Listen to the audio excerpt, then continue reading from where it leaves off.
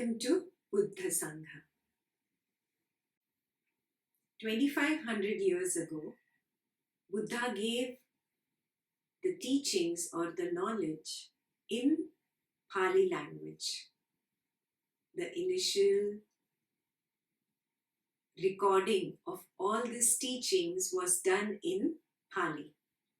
Those are the 5 Nikayas. These 5 Nikayas were not translated into English or other languages initially. Many commentators who did not follow the language properly and gave their own understanding in the commentaries. So essentially what happened? Some essential teachings got contorted. A few of them are about what the Buddha taught and what the Buddha did not teach. A few of them are about what the Buddha declared and what the Buddha did not declare. So today's Sutta will help us understand what really did the Buddha teach and not teach, and what did he declare and not declare. So if you get lost again down the road reading certain commentaries or listening to other people, you can come back to this sutta and become very clear. Yeah? So the sutta is from Anguttara Nikaya, Book of the Tens, Sutta number 95, Uttiya. So that is AN 10.95 Uttiya. Then the wanderer Uttiya approached the Blessed One and exchanged greetings with him. When they had concluded their greetings and cordial talk, he sat down to one side and said to the Blessed One, "How is it, Master Gautama? Is the world eternal? Is this alone true and anything else wrong?" This is Uttiya's question. He's asking if the world is eternal. Eternal means it does not have a beginning and it does not have an end. It has always been and will always be there. So Uttiya is asking Buddha, is this your view? Have you declared so? Yeah. So then Buddha says, Uttiya, I have not declared that the world is eternal. This alone is true. Anything else is wrong. So then Uttiya asks the second question. Then, Master Gautama, is the world not eternal? Is this alone true and anything else wrong? So he's asking the opposite question now. So does this mean that the world has a beginning, has an end? It is not eternal. So Buddha says, Uttiya, I also have not declared that the world is not eternal. This alone is true. Anything else is wrong. Usually, we always want an answer in a yes or a no. Our intellect, our mind wants to poke and find the answer from an external source, and it always wants the two extremes. The Buddha was very clear about not declaring anything that which you cannot experience as your own reality. What is his primary teaching? His primary teaching is be with reality as it is. Not as you want it to be, not as you want it to not be, but exactly the way it is. So if I just take somebody else's viewpoint or somebody else's answer on something so philosophical and hold on to it, does it become my reality? Suppose I hold on to somebody else's philosophical view for 20 years, 30 years, 40 years. Does it become my truth? Come on, I've been holding on to it for 40 years of my life. It must be true. Till the time it is a view, a philosophical view or an answer by somebody else, it does not become your truth or your reality. So Uttiya asks the next question. How is it then, Master Gautama? Is the world finite? This alone is true. Anything else is wrong? He says, Uttiya, I have not declared that the world is finite. This alone is true. Anything else is wrong. Uttiya does not stop, He goes on to say, how is it, Master Gautama? Is the world infinite? This alone is true. Anything else is wrong. Buddha says, Uttiya, I also have not declared that the world is infinite. This alone is true. Anything else is wrong. So Uttiya asks the next question, number 5. Are the soul and the body the same? This alone is true. Anything else is wrong. Buddha says, Uttiya, I also have not declared that the soul and the body are same. This alone is true. Anything else is wrong. Uttiya does not stop and asks question number 6. Is the soul one thing, the body another? This alone is true and anything else is wrong. Buddha says, I also have not declared so that the soul is one thing and the body another. This alone is true and anything else is wrong.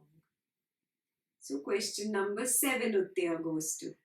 Does the Tathagata exist after death? Tathagata is another form of addressing Buddha. Tathagata means the one who has reached the other shore. So his question is, the one who is enlightened or reached the other shore, does he exist after death?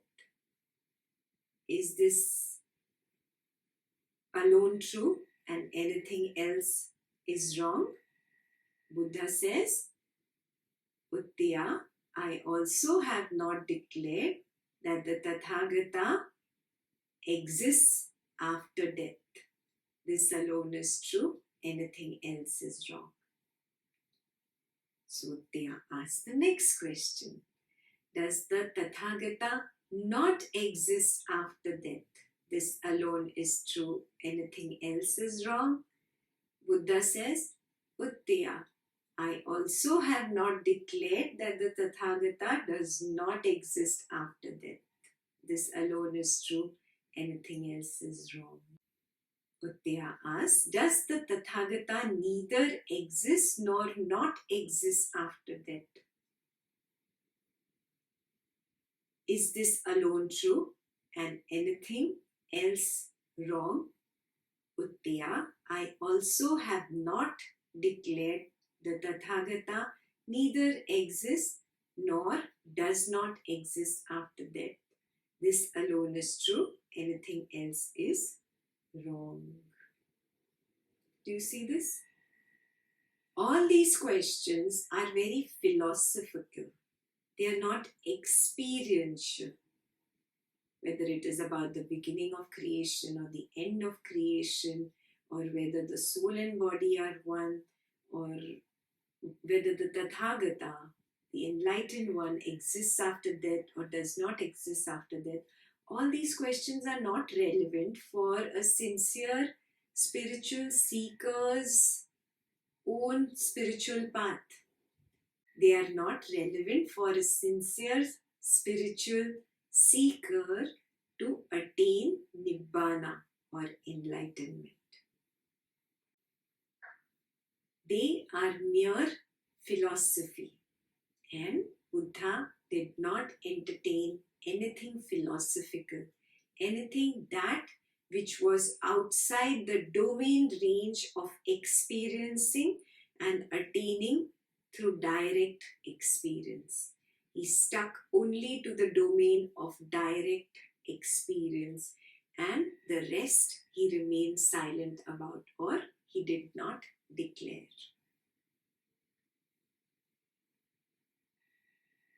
When I asked you, how is it, Master Gautama? Is the world eternal? Is this alone true and anything else wrong? You said, Uttiya, I have not declared the world is eternal. This alone is true. Anything else is wrong. But when I asked you, then Master Gautama, is the world not eternal? Is this alone true and anything else wrong? You said, Uttiya, I also have not declared the world is not eternal. This alone is true, anything else is wrong. When I asked you, how is it, Master Gautama? Is the world finite? Is the world infinite? Are the soul and the body the same? Is the soul one thing, the body another? Does the Tathagata exist after death? Does the Tathagata not exist after death? Does the Tathagata neither exist nor not exist after death? Is this alone true and anything else wrong? You said, Uttiya, I also have not declared all of the above, including the Tathagata neither exists nor does not exist after death. This alone is true, anything else is wrong. What then has Master Gautama declared? Uttiya must be a very strong philosopher and only interested in the mysticism and those things that are not experiential. Yeah? If you've noticed, mysticism gives you a shock factor. You get very interested in learning about it. But experiential teachings require you to change.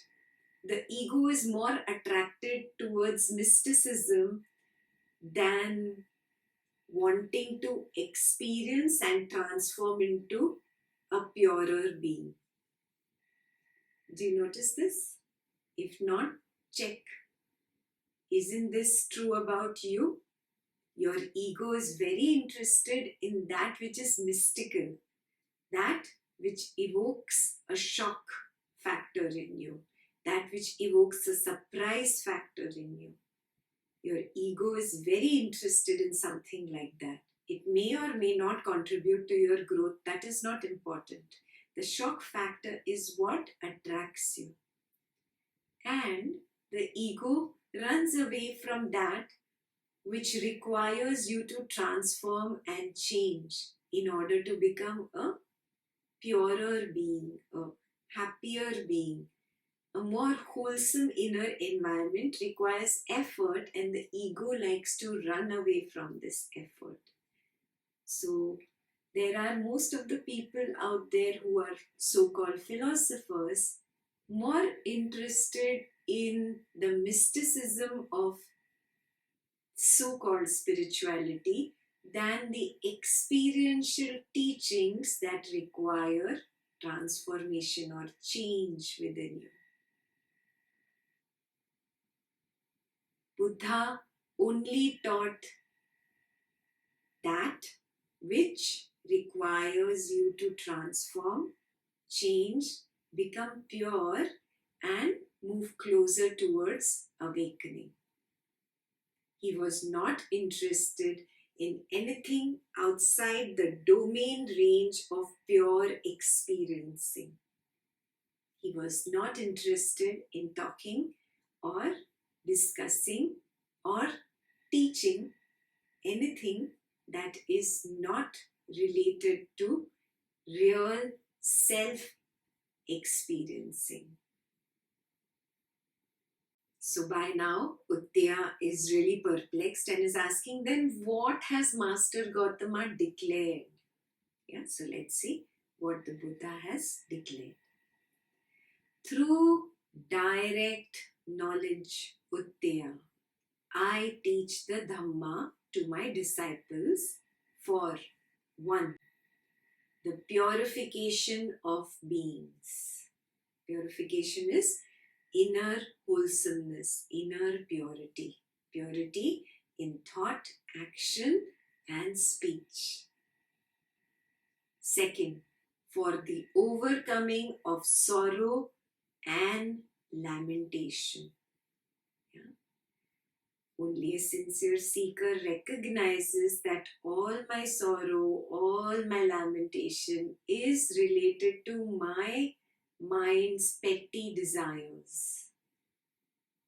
And such a person who learns to just be a witness to these desires rather than feverishly hopping around in the mind, creating Alice in Wonderland stories about that desire. He himself leads himself to pain and lamentation. Buddha teaches that the way to get out of any dukkha or sorrow is to recognize the root cause, and the root cause is craving. Number 3, the passing away of pain and dejection means there is a way for this sorrow of yours to end. There is a way for this pain and dejection to pass away. And he teaches that particular truth, that it will pass away by ceasing the craving, because craving leads to dukkha. When the craving ceases, the dukkha ceases. This is the passing away of pain and dejection. And number 4, for the achievement of the method for the realization of Nibbana. There is a proper method given by the Buddha. He has laid it down step by step how one can reach Nibbana. These steps are laid down in Samma Sati and Samma Samadhi. This is what the Buddha taught. That is it. He did not teach anything beyond these 4 steps. Where else have you heard these 4 steps? These are the 4 noble truths. That is the domain range of teaching by the Buddha. Anything else, rites, rituals, traditions, anything else besides these 4 is an addition later on down the ages by the other so-called scholars. In fact, Buddha did not even want to call it Buddhism. The word Buddhism was coined later on. That is why I don't call this a Buddhist class or a Buddhist reading. This is simply the Buddha's teaching, the way he wanted it to be. So now Uttiya still does not stop with his questioning. He asks, but when Master Gautama, through direct knowledge, teaches the Dhamma to his disciples for the purification of beings, for the overcoming of sorrow and lamentation, for the passing away of pain and dejection, for the achievement of the method for the realization of Nibbana, will the entire world be thereby emancipated, or half the world, or a third of the world? Uttiya really doesn't stop on his philosophical questioning journey. He's really asking the same thing again and again. When this was asked, the Blessed One remained silent. Then it occurred to the Venerable Ananda. The wanderer Uttiya had better not adopt the evil view. What is the evil view that Uttiya can just adopt by Buddha's silence, and which many commentators down the ages really misunderstood his silence and thought as? When I ask the ascetic Gautama the most elevated questions of all, he falters and does not answer. It must be that he is unable to do so. This is what Uttiya could think, correct? Just because Buddha remains silent. This Ananda is thinking. So, Ananda is thinking this would lead to the wanderer Uttiya's harm and suffering for a long time. So, what does Ananda do? Then the Venerable Ananda said to the wanderer Uttiya, "Well then, friend Uttiya, I will give you a simile. Some intelligent people here understand the meaning of what is said by means of a simile. Suppose a king had a frontier city with strong ramparts, walls, and arches, and with a single gate. The gatekeeper posted there would be wise, competent, and intelligent, one who keeps out strangers and admits acquaintances. While he is walking along the path that encircles the city, he would not see a cleft or an opening in the walls, even big enough for a cat to slip through. He might not know how many living beings enter or leave the city, but he could be sure that whatever large living beings enter or leave the city all enter and leave through that gate." Is this clear? There is a very big city which has proper walls. It's a walled city. It has a single gate. The gatekeeper knows that no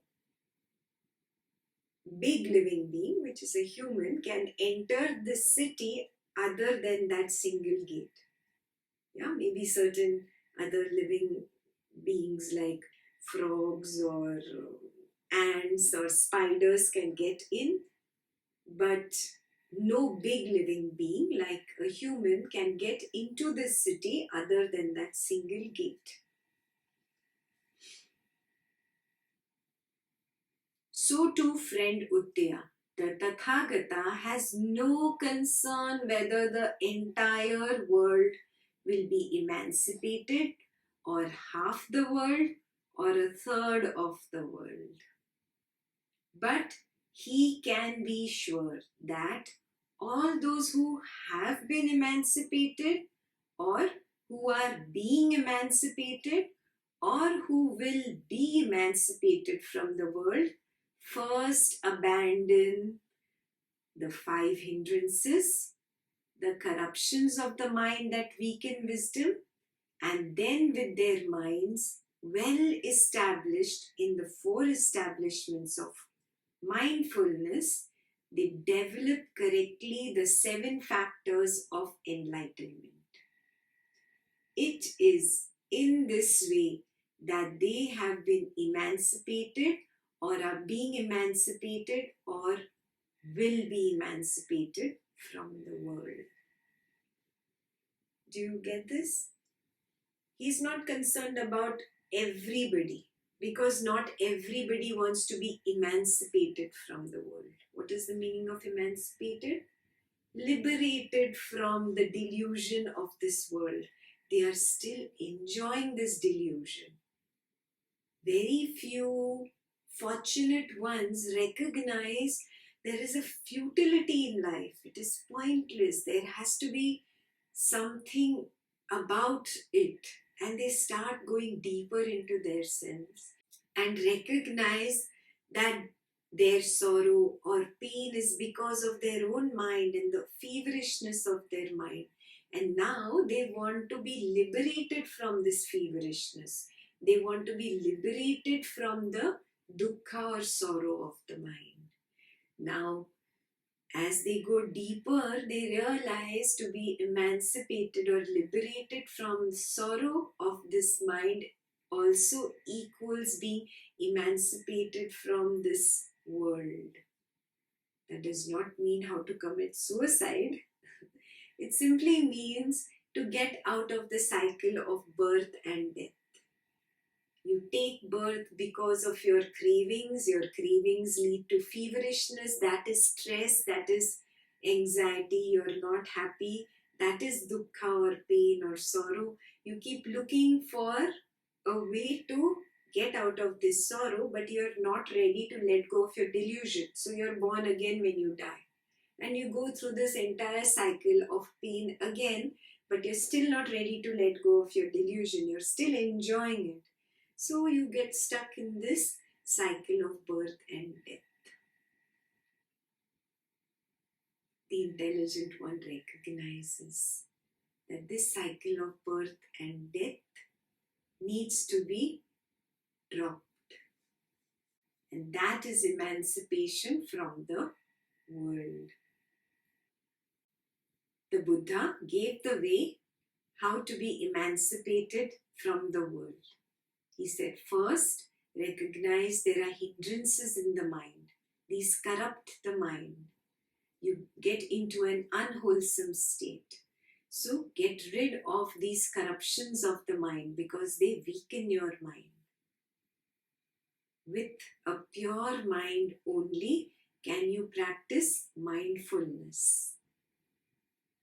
The practice of mindfulness will be taught in the Buddha weekend.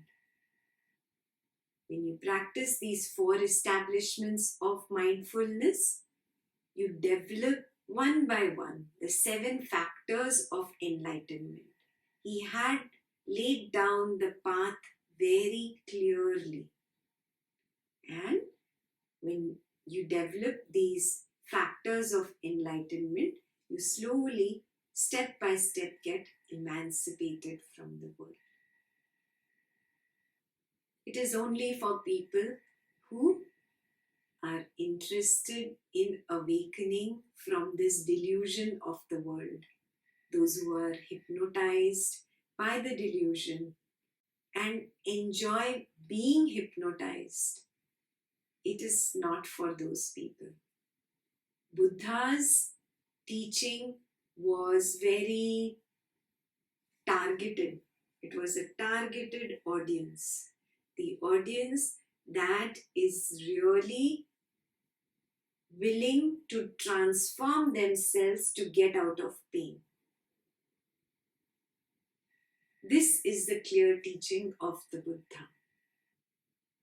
Not anything else. No rites, no rituals, no chanting, no dancing, no singing, no philosophical discussions, no discussions for the sake of it, no by the way debates, no conjectures, no sectarianism, no religious debates.